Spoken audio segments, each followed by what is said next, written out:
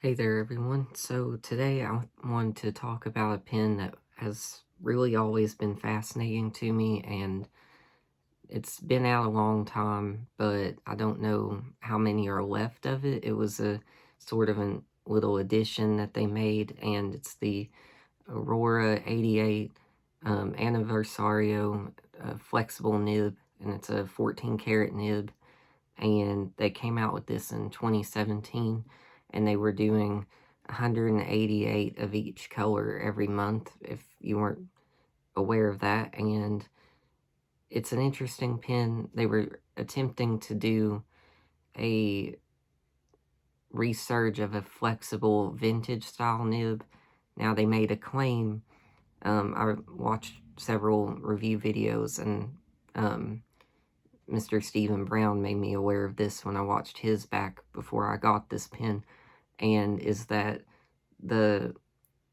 so Aurora was making the claim that they were going to have the nib perform as good as a vintage pen, but I really don't feel like that claim should have been made. It's not that it's a bad pen, but that the feed is really slow to keep up. It's kind of funky because it wants to put the ink down when you flex it to give flourishing to your handwriting. But if you're trying to do, like, if you would think that this pen is going to perform well for you, if you want to do like copper plate calligraphy in that instance, it's not going to do well for you, unfortunately. So definitely wouldn't look at this pen for that. And I have, and I will show a comparison that I've also owned a Pilot Falcon for a little while now, and I really, and it's also a 14 karat flexible nib, but they do it differently, like I'll explain.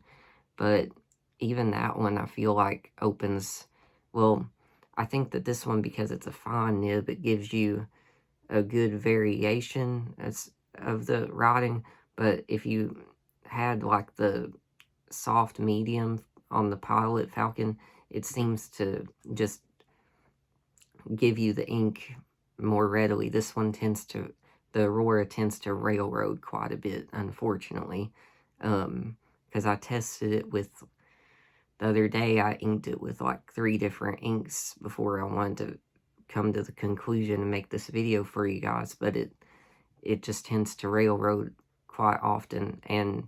But I found, if you use the wettest, gushiest ink, it does help quite a bit. But like I said, the feed is a little lackluster in that. And I think, at the time, I believe the pen retailed for $650, which, like I say, the performance is bothersome for it to be that much money. But I want to say this, though, I still enjoy the pen. I definitely agree with the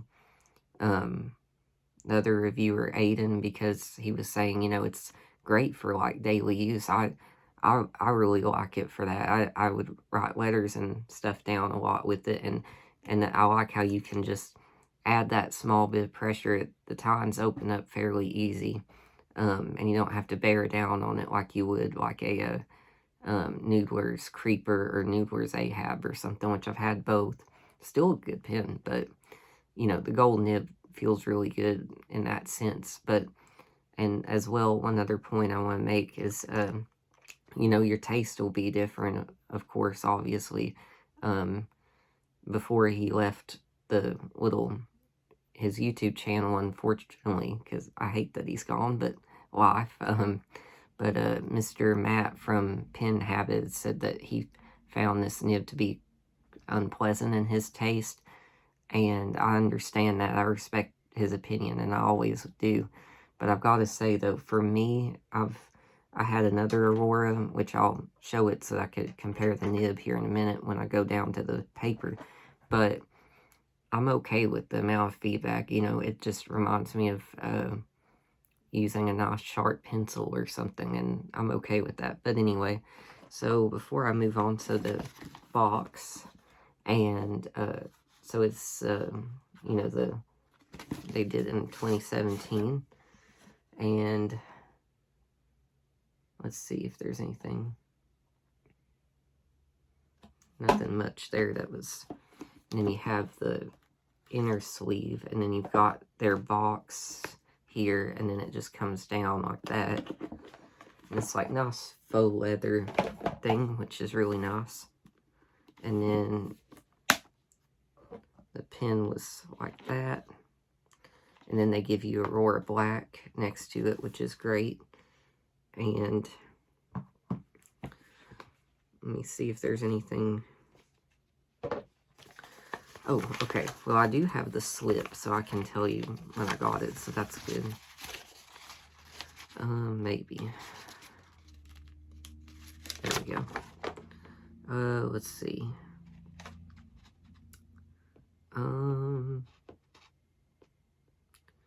Okay, so I've got mine in 2019. Okay. So that's pretty much it. And then, like you already saw it, mine's the brown edition.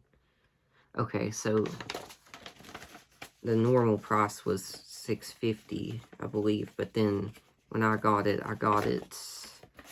when I got mine, I got it on gold spot pins for $5.92. Anyway. And then they give you the booklet, as they usually do. It's a piston filler, which I haven't said yet. And another interesting point to me is that it's a fairly light pen, too. If I remember right, it's 21 grams with the cap and 14 uncapped. So it kind of, I guess you could think of the weight of like a Lamy Safari or something. So that's the box. I wish I wrote down that quote that they did so I could explain why I truly don't feel like that quote should have been made. But unfortunately that it was, but I think it was an interesting idea for them to come out with it, and it makes for an okay pen, but like I said, I just think that the performance is the one bothersome thing. I think it performs good if you're just writing with it, but if you're wanting to open it up and do some more like formal lettering, like really flexy, it's probably not the pen for you. But I think that's everything right here, and I'm going to show you some of the differences when I go down to the paper. And I know there's not many of these around anymore, but I thought I would just put my take on it in here. I did see a few available secondhand on like eBay and stuff. I just wanted to see if, because it was a limited quantity, if there was even any out there. But there are, I think, like I said, it's just, now that it's been 5 years since this one was still on Gold Spot, then I don't know. But I just wanted to put some thoughts in there. I don't know. I just hope it was kind of useful, because it was such a, it was like a huge reveal when they came out with it. But anyway, so I guess I will bring you down to the paper and show you how it looks when it writes. So I will see. Okay, hey there guys. So I'm back with the Aurora 88 Flex nib, and before I go on to write with it, I wanted to explain the comparison that I have here. So I have another version of the Aurora 88, which I want to show the difference of how they went about creating the nib to be a more flexible variety, and then the Pilot Falcon, which I'll show the difference of how it flexes and how it is.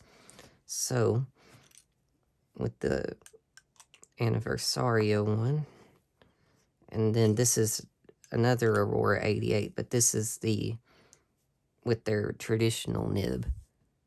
And I don't know how well it's going to show it. Let me see if I can go like that. Okay. So with their regular nib, it has the scroll work like embossed in there, and then it's wider, like the shoulders of the nib are wider on the regular Aurora nib than this, and it was so that it would be more pointed so that the nib would flex but not spring. I'd seen a video from Mr. Brian Goulet, and he had said that when he met with the nib masters at Aurora, they were having issues with, they wanted to make a softer nib, but then they did that and it would spring really easy. Like it was about, he said he figured it was about as soft as the Omos nib was. But anyway, and so they didn't do the scroll work on the flexible so that it would just be, it wouldn't take away so much material, it would spring, is what I assume that is. So anyway, so I will go ahead and start the riding with it, and I'll make sure that should be okay right there. So let me make sure I'm still in focus. Okay, there we go. Okay, so take that off. It feels balanced though with it on there. I just think it's a little bit too much length for me on that. So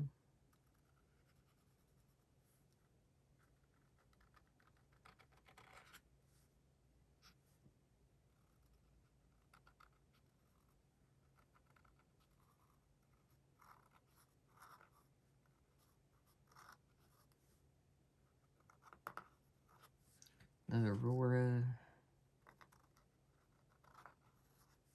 88th.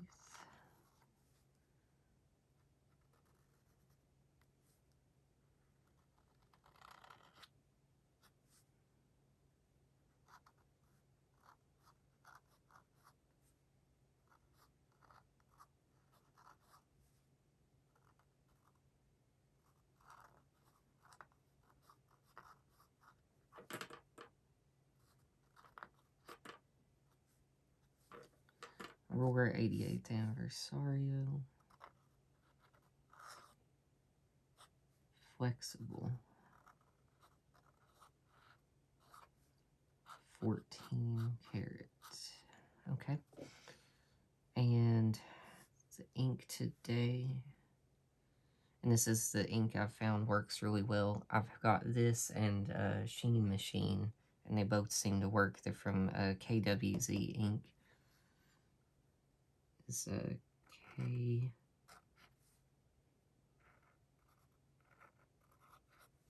KWZ. This one is Honey.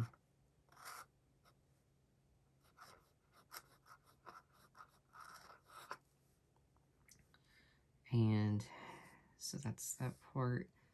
Then the flex test.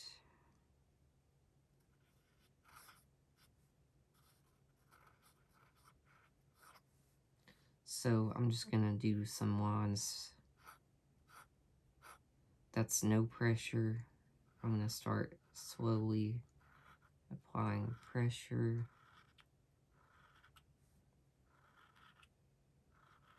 As you can see, even though this ink is pretty wet, it did railroad just a tad.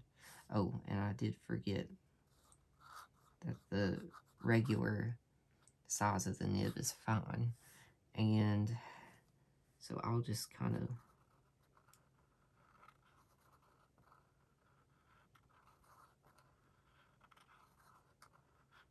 and then right there, the feed couldn't keep up right there, so I just gotta prompt that. Prime the feed a little bit. And then get it started again. So you can kind of like quickly bump up and down, and it'll keep up pretty good. But if you're trying to go like slow like that, it just gave up right there. So that's kind of the thing I feel with this pen, is it feels good if you're just writing, and it feels good if you just kind of make a little, like if you make a little bump right there to, like if I was to go over here and sign my name with the flex.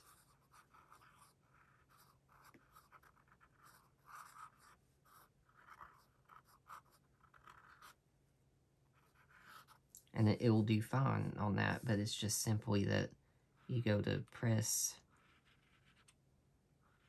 Well, now it's working okay, but it's just kind of inconsistent because it railroaded right there and a little bit right there. But anyway, like I said, and then I think what I'll do, just because we're on the topic of flexing, I'll show what the Falcon is like, which, let me be sure. Okay, so this one, how they did their flex from Pilot is it's, oh, okay, sorry, is it's like stretched up a little bit, so the nib is like, it's got like a little bit of a curvature there, and that's what seems to be how they do on their flex. So this is the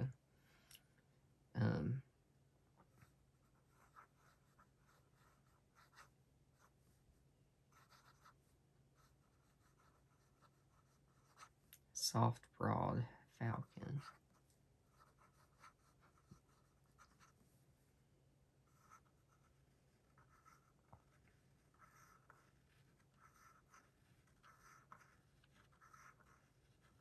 And it only railroaded just a tiny, tiny bit right there, and it was able to do all this. So I think that, like I said, that's really my only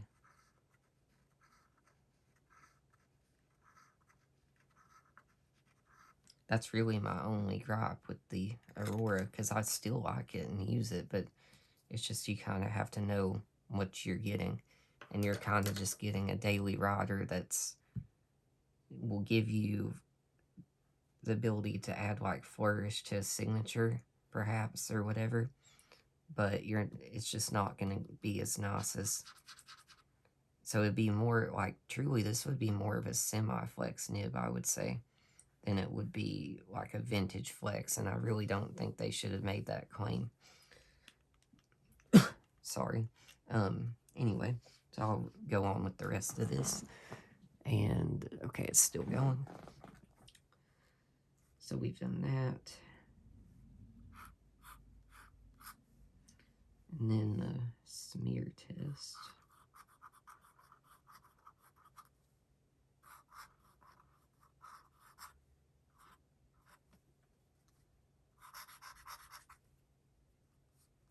So it puts out plenty of ink, and I forgot, I should have mentioned in the part 1, but it's a ebonite feet, I believe.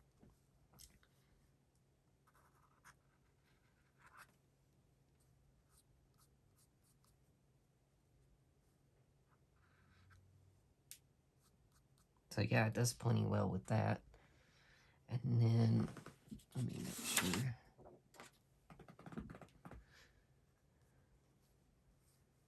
And then, so yes, so that would be how the wetness and flow is pretty good.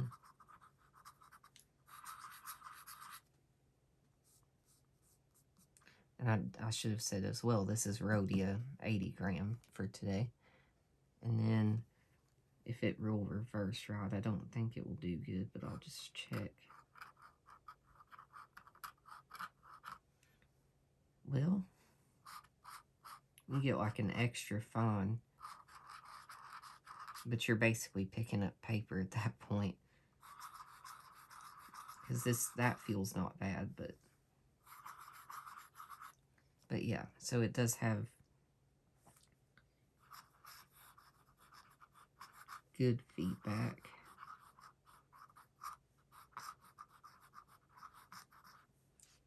In my opinion, especially if you like Aurora already, which I already do pretty good. I mean, it is good to have like a pen that flows like glass, like the Pelican or something, but, you know, I do enjoy the feeling of this, like, regardless.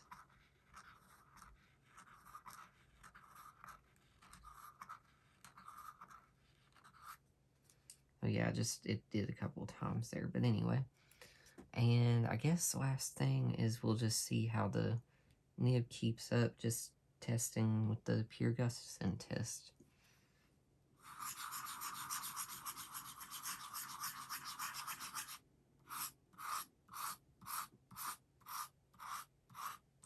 Yeah, not too great, because it kind of needs you to open up the tines to get, because if you're just going like that, it's really fine, but